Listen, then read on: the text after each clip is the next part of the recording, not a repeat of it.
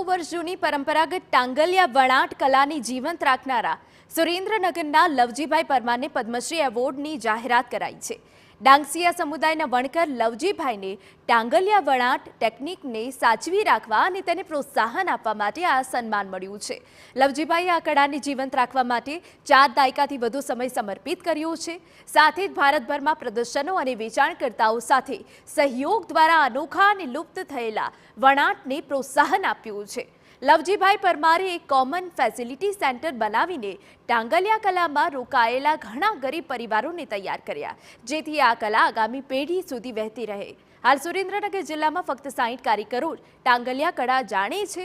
લવજીભાઈને વર્ષ 1990માં national award અને વર્ષ 2019માં સંત કબીર એવોર્ડ એનાયત કરાયો હતો। તેમનો પરિવાર આ કલા સાથે વારસાગત જોડાયેલો છે અને તેમના દાદાને પણ કલા માટે રાજ્ય એવોર્ડ મળ્યો છે।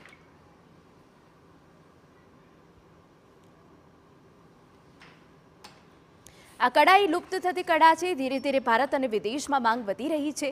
શાલ કે હાથ વણાટની ભૌગોલિક ઓળખ વડે સુરક્ષિત ગુજરાતી અનુસૂચિત જાતિ ડાંગસિયા વડે બનાવવામાં આવે છે। આ 700 વર્ષ જૂની કળા સૌરાષ્ટ્રના સુરેન્દ્રનગર જિલ્લાની છે। સુરેન્દ્રનગર રામરાજ, ચારમાલિયા અને લોબડી જેવા હાથ વણાટના વસ્ત્રો દેદાદરા, વસ્તડી અને વડલા ગામોના સમૂહમાં વણવામાં આવે છે।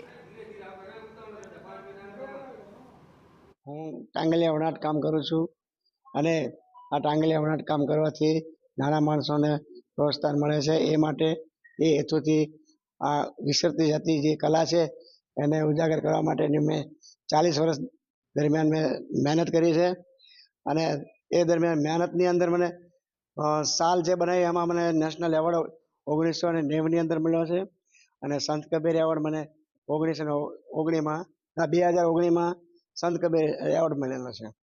જે આ કલાને જેમ વિકાસ થાય એ માટે અમારા પ્રયાસો છે અને નાના માણસોને રોજગારી મળે એવો મારો હેતુ છે। આ